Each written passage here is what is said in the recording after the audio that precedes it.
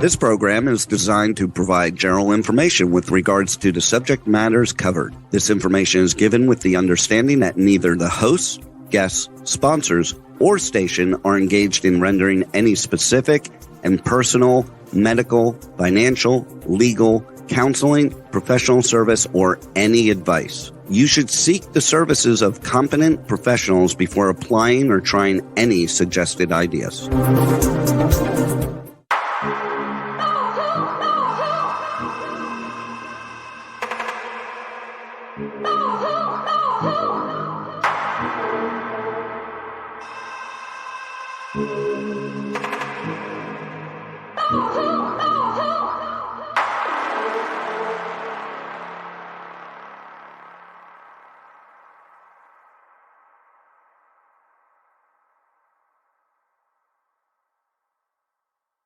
The background, I am self-employed for most of my life, typically speaking for the product and not for the people. In 2004, I became a notary public where I watched people sign in multiple circumstances under completely different medical issues, end-of-life deals, normal handwriting. I was not happy with the lending industry at that time. They seemed to not be putting out very good loans. So I decided to become a real estate agent, procuring mortgages and dealing with the public in an ethical manner and not providing loans that they could not fulfill. In 2006, the market crumbled. I found myself in a position where I needed to retrain, go back to school, and figure out what I really wanted to do with my life. And I came into document examination. 2007, I went to school as an apprentice for 2 years where I completed the education and multiple cases. I think I handled a little over 100 cases within the 2 years. In 2009, just before my apprenticeship was coming to an end, I decided to go back to school and re-educate. At the same time, I met Dennis Kaufman, who believed his stepfather, Jack Tarrance, was the Zodiac Killer. And he asked me to complete a handwriting examination, which is how we end up here today. In 2011, I completed a degree in legal assisting. I took the LSAT. I thought I was going to law school, and I realized that the system wasn't meant for me. I would probably have ended up in jail every other day in contempt for how things were done. So I went back to school, and in 2012, I completed a degree in psychology. I focused in gerontology, the brain, biological psychology, how the effects of handwriting, or the effects on handwriting, should I say, due to illness, age, outside influences such as alcohol, drugs, medications, stress, anything that might actually have an effect on the handwriting so that when I was doing examinations, I could come to the right conclusion. I have currently handled examinations for the Public Defender's Office, the DA, the FBI, Immigration Court, requests from judges inside of a courthouse, government entities like the correctional system, CalPERS, arbitrators, mediators, workman's comp, Sally Mae, insurance companies, attorneys, and the public. I have probably worked for just about every level of society. To date, I've handled over 800 cases that included thousands of documents that were at issue or for comparison. And I've testified more than 60 times in court for deposition, mediation, and arbitrations. I am currently the membership co-chair of my forensic society, and I look forward to becoming certified with them next week. I have completed a forensic photography class, and I have recently completed a latent print radiology class with the Napa Sheriff's Department, which I actually did because I found a full rolled thumbprint from Jack Tarrance in his belongings, which included 2 deltas and a whole lot of friction ridge surface that can be used for a comparison in many of these cases we're going to talk about. I know that these cases are very old and decades of media have distorted or disseminated the information for one reason or another. much of it to do with monopolizing on the mystery, because the mystery makes the most money. Most of the information is really vast in these cases for anybody to absorb or take in unless they have a lot of time. So I'm going to cut to the chase. I'm going to provide you the evidence that I have found in the Zodiac Killer case, how it pertains and is compared to Jack Tarrance's handwriting. We're then going to start at the beginning of Jack's life and walk our way through it all over the United States. And in that instance, you're going to see cases that are going to pop up that have been or remained unsolved for all of these years. And there are some where people have actually been jailed for these crimes. You will find them in this presentation, and you will have to sort the information out for yourself. But honestly speaking, I know that Jack had conveyed to Dennis that he was very well aware that there were other people that were doing time for his crimes.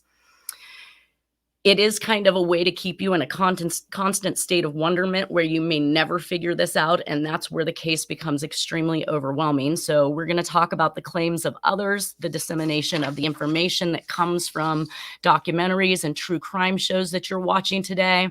I'm going to cover nothing but the truth. However, there may be files or evidence in this presentation that were misleading to begin with. I did not know that at the time, so I am more than happy to have people step in, correct me, let me know if they have additional information or anything that would help to put this puzzle together. I like to quote George Orwell, "In a time of universal deceit, it is a revolutionary act to tell the truth," and I've always believed that. So I got started with this particular case in 2009. As I had stated before, Dennis Kaufman had come to me and asked me to do an examination on his stepfather's handwriting. He was under the impression that his stepfather had hastened or caused his mother to pass early. In that, he had provided me with about 4 or 5 handwriting samples of Jack's handwriting, and I had spoke with my mentor on it, who had provided me with a single document of the Zodiac Killer, which I began with, and I found something like 20 characteristics in that handwriting that was consistent, or at least in agreement with how Jack wrote. It turned out that that was one of the most disguised letters from the Zodiac case, which we will cover here early on in the presentation. They've erroneously blamed and made movies about their favorite suspects over the years, as early as 2007, with people still blaming Arthur Lee Allen, who had been cleared by DNA, handwriting, and the likes. So why they continue to promote movies that make us believe or make us want to look that direction, I'm still not sure. Handwriting as a science. 1 in 8 million people actually will share similar characteristics. And in my industry and the cases that I find, no one has 8 million people around them willing to commit fraud or to attempt to forge another person's handwriting. So with that being said, we would be looking at 1 in 8 million people that could have a comparable match. However, there's still going to be some type of a difference in that handwriting that indicates that you can separate one author from the next. The basis for handwriting is that no 2 people write alike, and no one ever writes the same twice. So we're looking at what we call a natural variation. Every person has anywhere from 2 to 8 different ways they can create a letter or an allograph. And knowing that, you are literally looking for these 2 to 8 different ways in order to make that comparison. In 2008, to overcome a Daubert review, professors and PhDs developed a computer program that analyzed handwriting with a 98% accuracy of identifying 2 separate authors and a 96% identification of a single author. The number then increases, or the percentage of identification or exclusion increases with a human document examiner, because we can make exceptions for things that other people cannot make exceptions for, such as the paper was tilted, or they were ill, or they were under medication. These are things that the computer cannot do because it sticks to a strict parameter.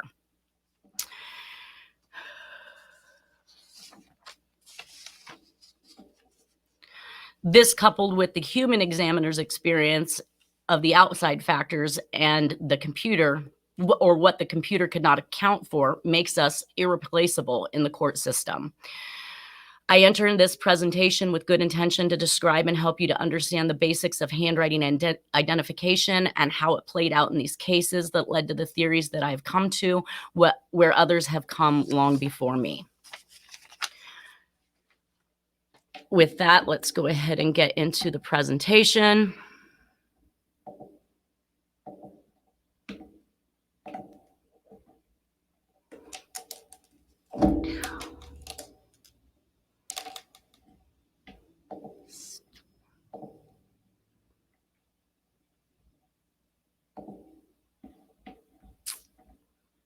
All right. So Jack W. Tarrance Jr., I had originally labeled this file Monsters Among Us, but I have found that people have since come out and named their own either podcast or documentary, but I did label this as a career killer. Jack Tarrance might very well be the most prolific killer of all times. Handwriting was his MO in the crimes he wanted to be known for, and I think that he killed so that he could write about it, which is kind of vice versa of how the public looks at it, whereby they thought he was writing to brag about his kills. I think he was writing to obtain front page access or access to media outlets so that he could pass on the message that his kill had been done. His killing spree can be tracked back as far as 1945, and there are crimes and communications as current as 2006. So these letters tell a story through the eyes of what I call a career killer. There's going to be a lot of information we're going to cover. I don't expect you to remember it all. I will take questions probably at the end of the segment if there is time. You'll see a whole lot of evidence that supports Jack Tarrance Jr. as the best suspect for the Zodiac crimes and what came before the Zodiac and after the Zodiac. I submit, like I said, that the Zodiac didn't just show up one day and kill 5 people, injure 2 more, and then fall off the earth the next day. The Zodiac began, as every serial killer did, with baby steps in the murders, the MO, the communications with the media, the victim's parents, and law enforcement. FBI has actually labeled this an extortion case. I completely understand why. They looked at it as though he was extorting front page access from media outlets by killing people. And the media will have you believe he was attempting to draw fear into the community while they were being extorted for front page access. I believe he was either a crisis antagonist to control public with fear during times of great political issues. And there's also a contention that some of the victims in the series were targets and others were random in order to create the ambiguity of a serial killer while covering up the intentional target. The Zodiac did not write because he wanted to brag about his kills. He wrote to get cryptic messages to what I believe might be handlers or other individuals that he was better than all others, including the police, the FBI, and any other law enforcement agency out there. I think that he killed so that his letters could be taken serious. In 2 parts, this was how he got to the cryptic messages to the right people, and then they were able to get messages back to him as well, while instilling that sense of fear in the public to distract them from something that was greater happening at the time. It was no coincidence that only one ciphered message has ever been acknowledged to the public as being solved. The FBI indicates that methods used, including various cryptic systems, but how could they know this if only one cipher has ever truly been solved? We're going to see the crimes that are included. They do not overlap each other. When Jack is gone, the crimes are gone. When Jack is there, the crimes are there. Due to these facts, I do believe that Jack should be investigated in regards to every single crime listed within this presentation, to either clear him of culpability or to include him as a possible suspect, which could likely lead to him being the most prolific killer of our nation's history. I've completed an independent exam on all the handwriting in this presentation, with the exception of the letters where I have notated in this presentation. It is my intention to get to those letters as we move through the presentation and do that comparison so that when we discuss them, I'm already briefed on what we will be talking about and how they compare. The majority of the information on Jack's life was provided to me by Dennis Kaufman, which will give me the accounts of Jack's whereabouts. I have pictures as evidence, paper trail of Jack's stored receipts, visual items that Jack had in his belongings. Other than that, the majority of the research and the way that it is put together in this presentation has been done completely by myself, with the exception of a few individuals who have worked on either ciphering or attempting to cipher the codes, which we'll discuss those. Books that have been written, information taken from the internet. Again, some of it may not be entirely true because you just don't know what you can count on with the media. The presentation is open to changes as I move along. So as new information is presented, if people are willing to bring forward messages and communications and other crimes, I am more than happy to put these in and see how they fit in this puzzle. I would hate to accuse anyone anywhere where there is evidence to support innocence. And while sometimes I tend to believe there could be a chance Jack wrote the letters and someone else committed the crime, just to create the ambiguity of an actual suspect, if the DNA doesn't match the handwriting and the handwriting doesn't match the fingerprints, and the information can't be put together on a single individual, there's a chance that that crime can never be solved. Jack Tarrance also used many variations of names, which I will cover throughout this presentation as well. Some of the ones you will see, he was born J.W. Tarrance Jr. He's also used John Tarrance, Jack W. Tarrance Jr., Jack Tarrance, J.W. Barnett, Jack Barnett, Jack W. Torrance, Jack W. Tarrance with an E, Jack W. Self, and likely many other names that I'm unaware of at this point. But without much more hesitation, let's go ahead and get into this presentation, and we're going to start working on the handwriting of the Zodiac Killer and how it compares to Jack Tarrance. These 2 pages are excerpts out of the book The Demon of the Southwest Wind, which was written by Stephen Dewhurst, a professor from Arizona University who had a brief instance of working with myself and sometime with Dennis. He purchased the book rights and thus had written this particular book. I've actually pulled out these 2 pages here because this is what I saw when I was presented with some of the evidence after coming to the conclusion that the handwriting was a match. And it was this small green metal box and this Tupperware bowl that contained the items to the right here that you see, which are some keys, some key tags, it looks like a clothesline rope or some type of a rope. There's some earrings, which only one of each earring was found inside of that package. A knife that we're going to heavily talk about when we get to that stage of this presentation, and then the Nanette, sorry to interrupt you, but your sharing went away. If you could just share it again, so your audience can see it. Yeah.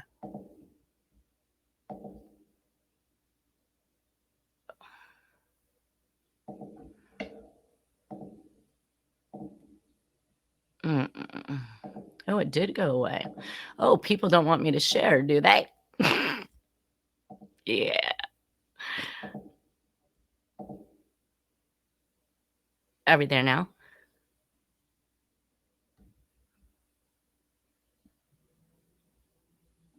Yes, we're good.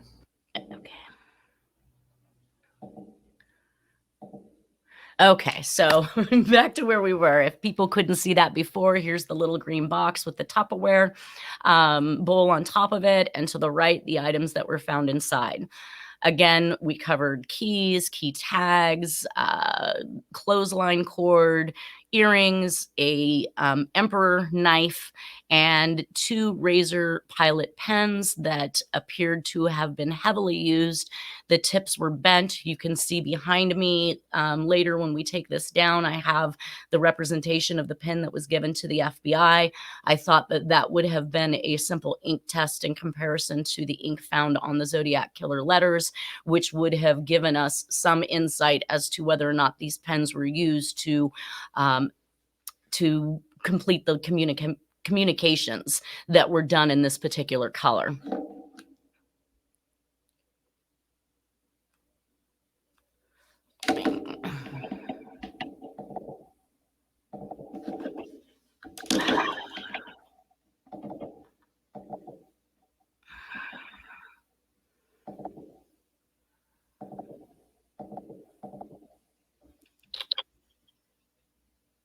Technical difficulties here. Come on. Okay.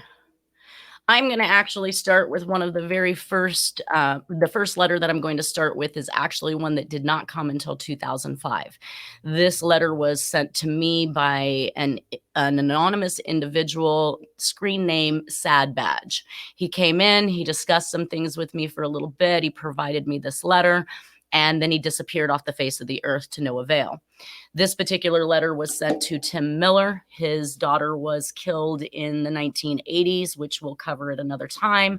However, when I saw this letter, it struck me as this was Zodiac 101.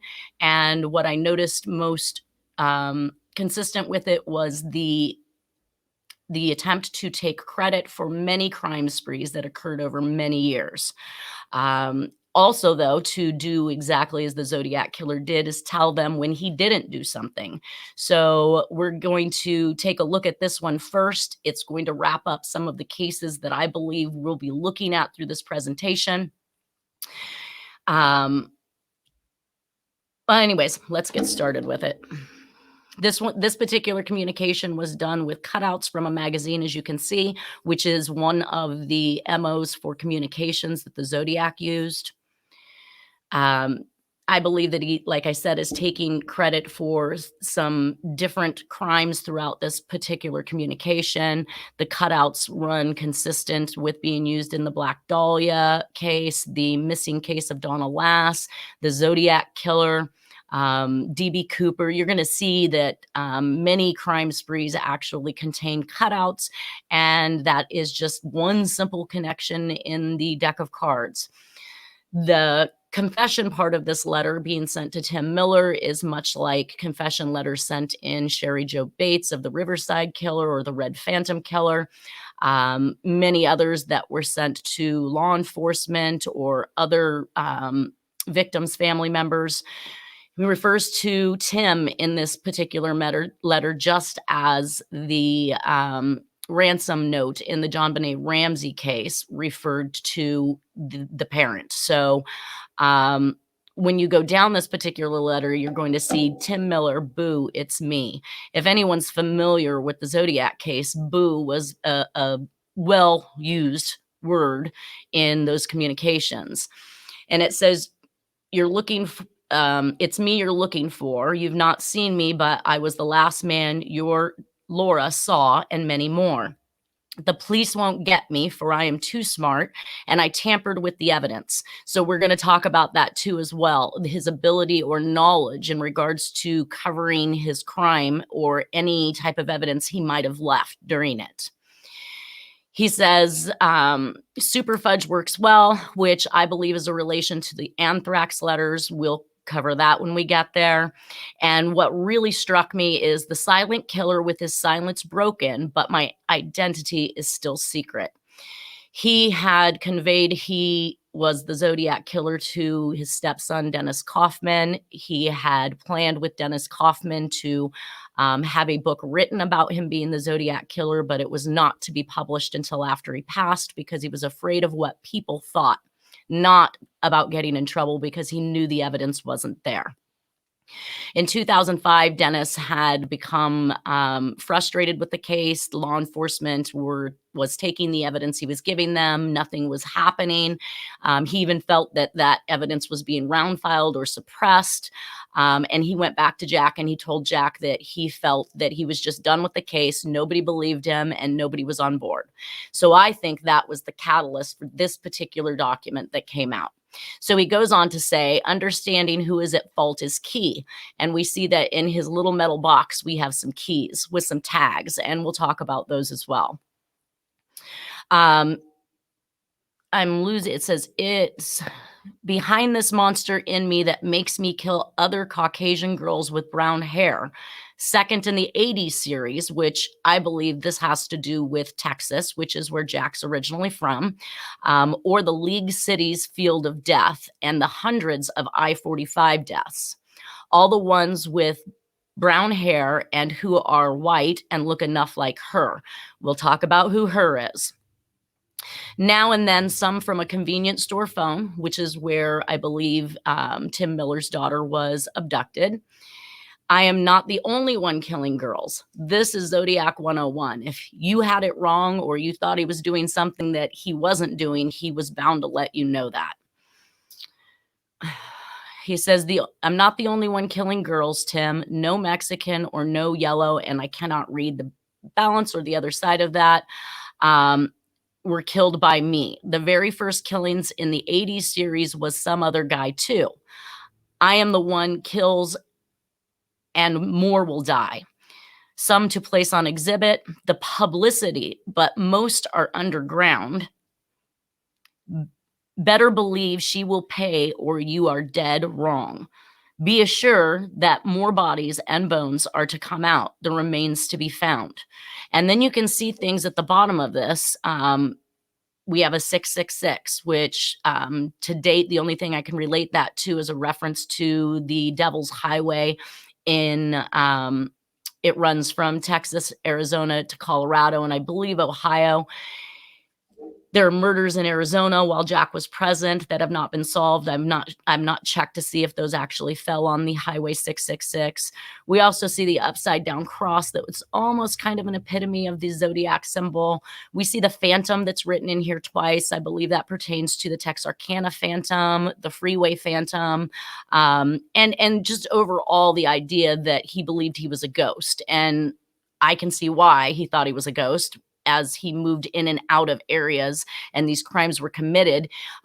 He was almost ultimately not in town when the body was found, and then back in town, committed a few more crimes, and then was out of that state for good. So they're still back there looking for this person they believe is somewhere in that state when they're truly not. We see things at the bottom like All the Live Long Day, which is obviously a poetic reference. Again, that's Zodiac 101. We see things like Too Many Barrels of Fun. Let me also back up and give you some background on this letter. Tim Miller indicated it was mailed to him in September of 2005. And at that point in time, it was believed that Jack was in Washington. It wasn't until after meeting with Mr. Miller and him having Dennis come back to Texas with him that they met with Jack's aunt, who had indicated that Jack was indeed in Texas in September of 2005, requesting some boxes he had left in her on her property. However, he had been gone for so many years and she figured she was never going to see him again that she just dumped it all. So when he showed up to obtain those boxes, which I believe was due to the fact that Dennis said he didn't have the evidence that he needed, Jack found out that those boxes were no longer available. Jack lived 50 minutes, or his mother lived for 50 minutes, as well as himself at certain times, from the League City, Texas, and one of his really good friends, who ended up having a daughter that dated his son, lived within the same zip code and area of League City. So the proximity is there. We do know that we have Jack in Texas in September of 2005 when this particular document was mailed.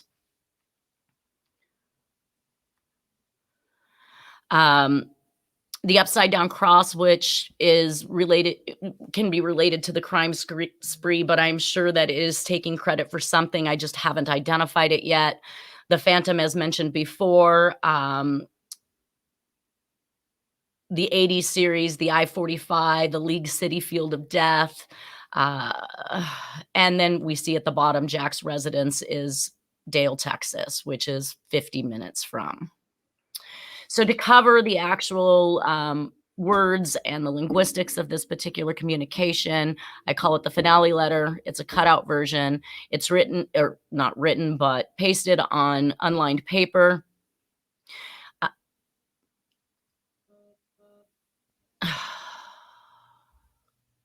Written to the victim's father, just as Sherry Jo Bates was. Refers to Boo, which is seen in the Zodiac Halloween card.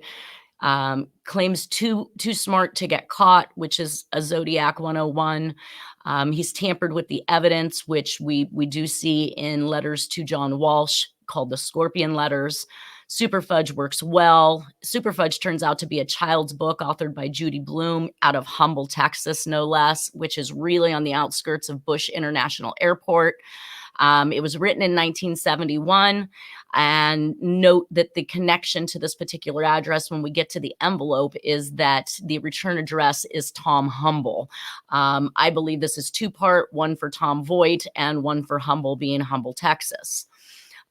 This is consistent with the mailing of the anthrax letters where the return address actually comes from a fourth grader. So that was an interesting connection.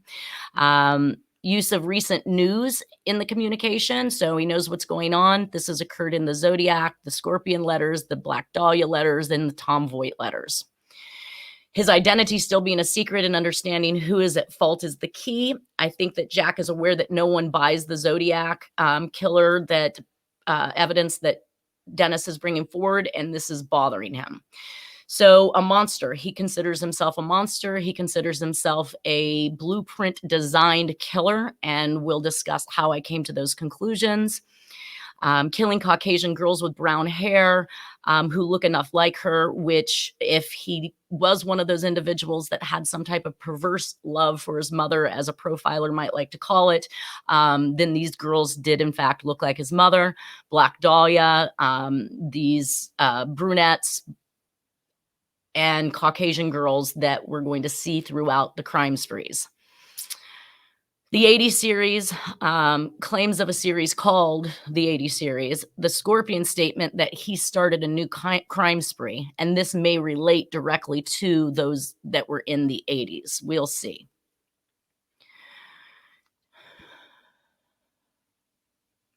He claims the League City Field of Death series killings, claims the I-45 series.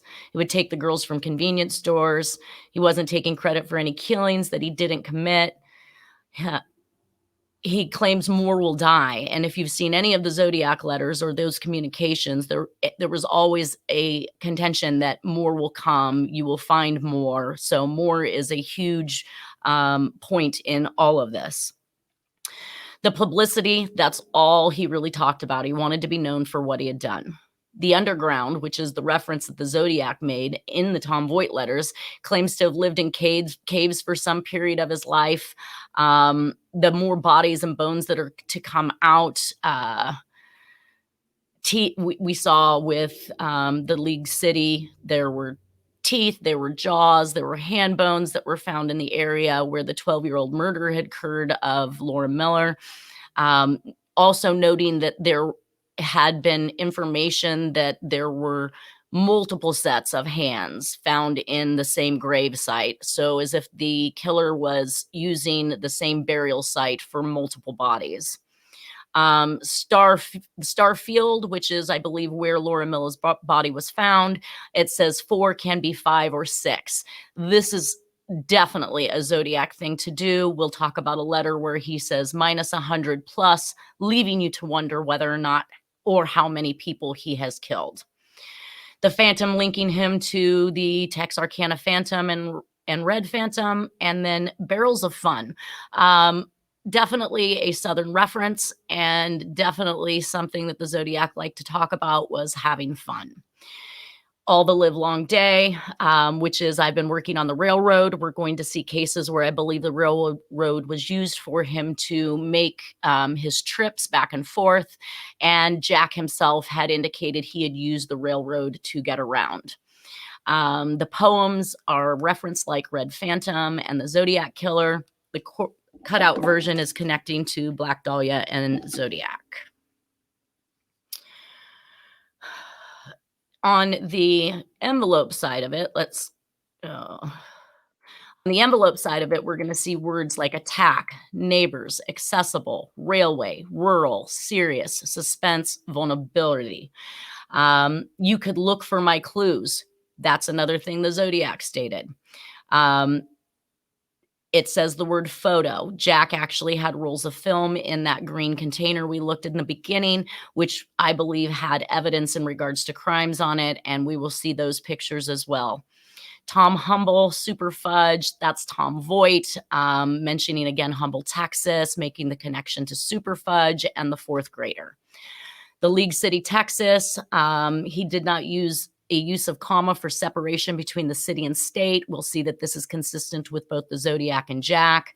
He talks about a mystery. Mystery is going to be big too, and more projects to come. And then, of course, Fooler. He then also reminds people that they had the wrong person. So Abel was what they referred to as the NASA horseman. He owned property, I believe, where some of the bodies were found. He had horses. He allowed and assisted in the search for the crimes in Texas, and then ended up being a suspect. He specifically says on this letter that Abel is not the devil sought by the League City Blue Fuzz. And Blue Fuzz will fall in line with things like the Zodiac said, Blue Meanie. So when we get to that, it'll all start to make some sense.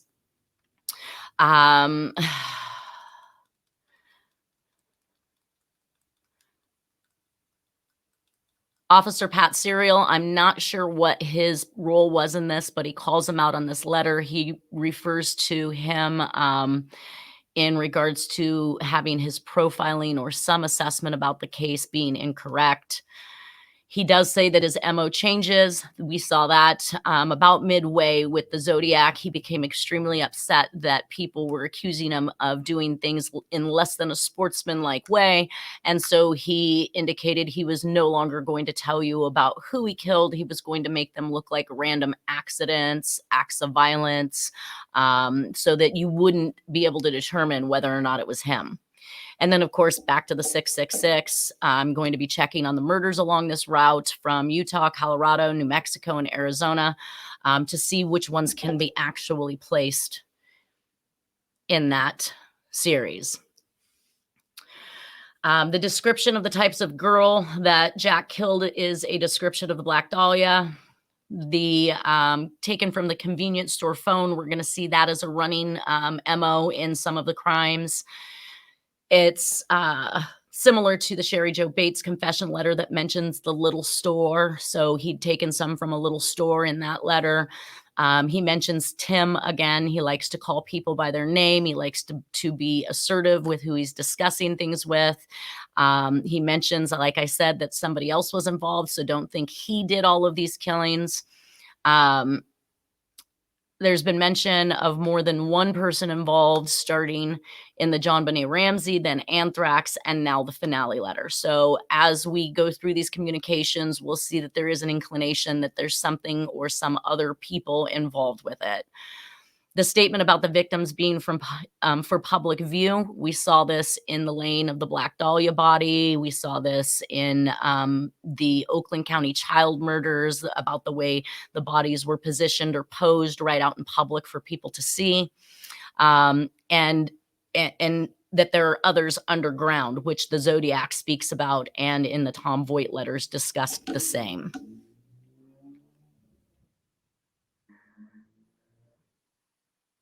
Tim Miller, again, referenced more than once in this letter, just like JonBenet Ramsey letter, where he keeps referring to John Ramsey, and in the letters to Tom Voigt, where he continuously uses Tom's name over and over again. Reference to being too smart, just like the Zodiac. That's Scorpion, JonBenet Ramsey, and Tom Voigt. Super Fudge works well. Looks like we're kind of recovering some things that we've already talked about, but let me just move on to the actual envelope and letter, the other side of the letter itself. So here we can see in the top left-hand corner of the envelope where it says Tom Humble. It actually lists out an address, Main League City, Texas, and then it takes, I'm believing, credit for what was called the Corvette Concepts fiasco mystery. Why this one was included, I didn't even know of this particular act until I saw this letter, and of course I investigated it, and we will cover that particular crime as it comes through. It is sent directly to Tim Miller's EquiSearch in Dickinson, Texas, and we see the right bottom corner where more projects to come. So in 2005, I don't know that he's indicating he's going to be killing anybody anymore, but that there would be more information or more things coming out about who he was, which I figured may even have alluded to the fact that he believed Dennis was going to write a book. Here's where we see Pat the cop as a ridiculous fooler. NASA Horseman Abel is not the devil sought by the League City Blue Fuzz. The key to the nightmare field of deaths is that it's a hectic public location. One little shrine and more are secrets. So there's still more out there I think we're looking for. And he goes back to Officer Pat's serial profile process work is flawed. We've seen that happen in DB Cooper when he indicated that the FBI had flawed the composite of the individual who hijacked the plane. We saw that in the High Hills letter written to the media that the FBI examined, where they had misstated how he was able to be as accurate at night in shooting his victims as he was. He needed to let them know how that happened. So he wanted to tell them they had it wrong and then correct them. So he made sure they had it right. And at the very bottom there, my MO changes. I did get a partial phone number in the bottom right-hand corner. I think when we get to this letter, I was actually able to figure out what that number was, but I was not able to link it to anything in particular. So maybe that's something that the public can help with as we go.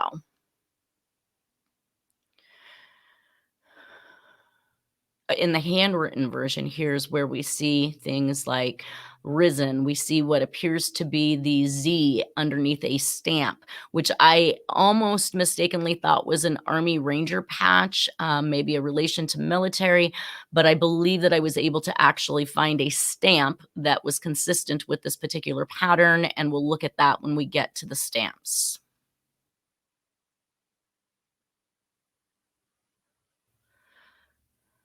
Again, we had many photos, though they've all been either given to law enforcement, FBI, not returned.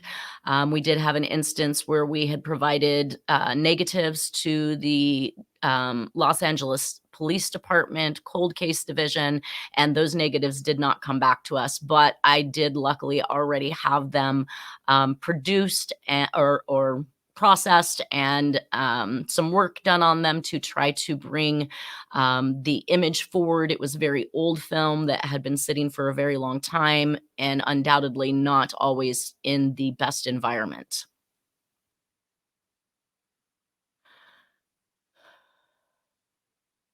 So let's just move on to Jack now at this point. The initial composite and description of the Zodiac Killer in 1969 was approximately 5'8" to 5'10" in height.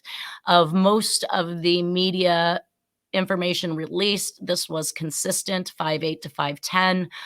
You'll have people telling you now today that there are individuals they believe that were the Zodiac and they are 6'2".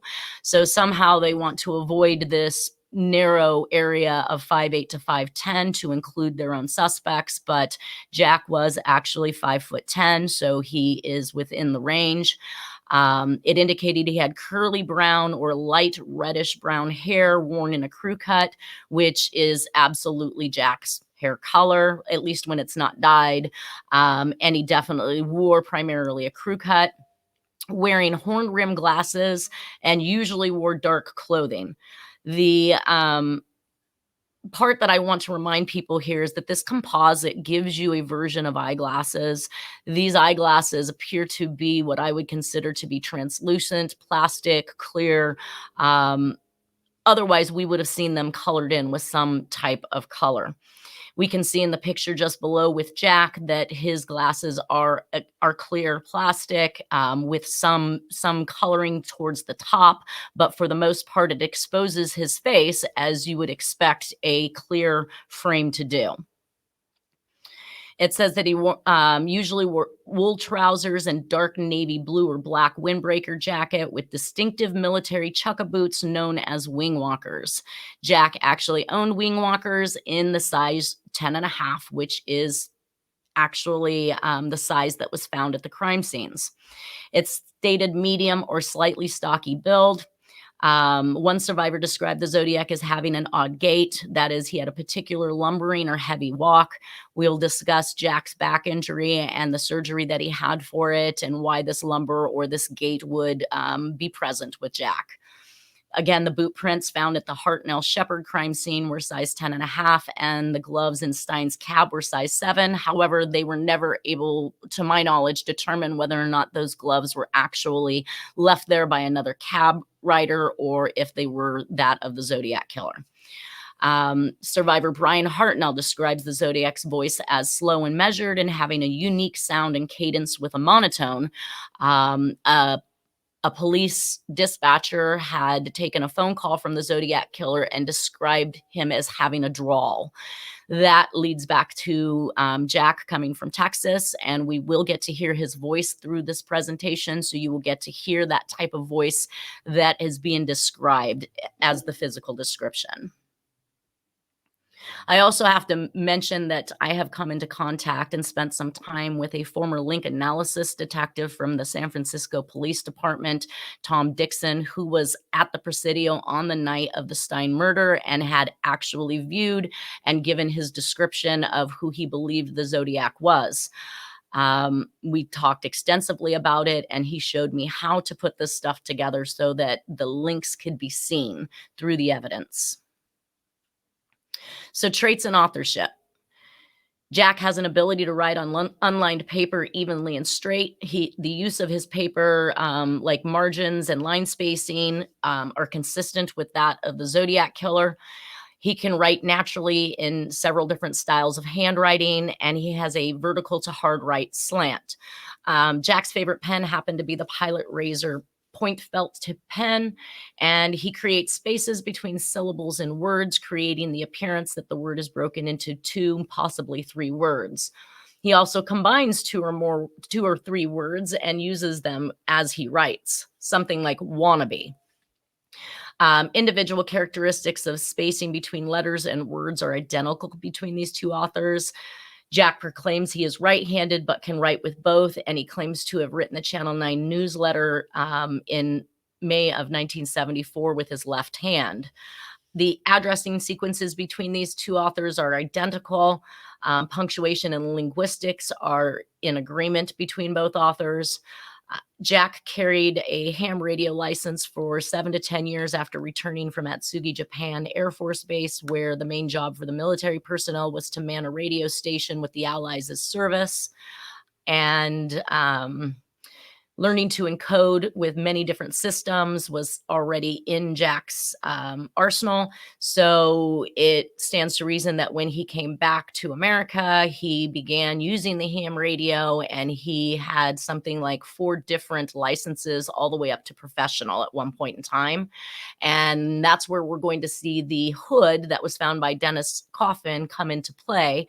The PA system that Jack used during that time frame as a ham radio operator is where the hood was.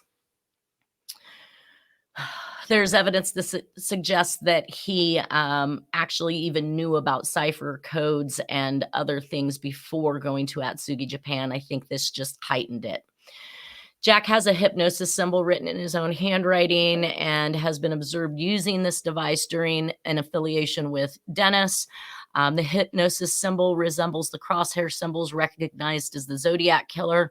So I want everybody to remember that the Zodiac did not name himself. Many people thought that this had to do with some type of Zodiac killings that followed the solstice and the moon. It could also be a gun sight, as a gun was one of his methods of murder. But I think it really leads back to this particular hypnosis symbol. Jack has always been an avid hunter growing up on a farm with full capability of dismembering small and large game, skinning, fleshing, bisecting, hide tanning capabilities. He pretty much was capable of all of it. He was also an excellent orienteer that could literally call out different lakes and places while 35,000 feet in the air, and he's taken pictures to prove just that. Traits of the suspect's writing, or the Zodiac Killer, is a poetic reference or style of writing, ability to execute lengthy communications while disguising natural handwriting to a good degree. However, he does eventually go back and start leaving traits that are more natural. Zodiac's choice of pen was a blue ink felt tip pen, and many of the communications appear to be written in a felt tip pen. However, the color, the specific color is unknown, but it does look consistent with the blue Pilot Razor pen. Hi, Nanette. Yes. We are about to hit our time mark. Okay. Well, then I guess we will continue this next week and we will start looking at the handwriting. Everybody have a great day.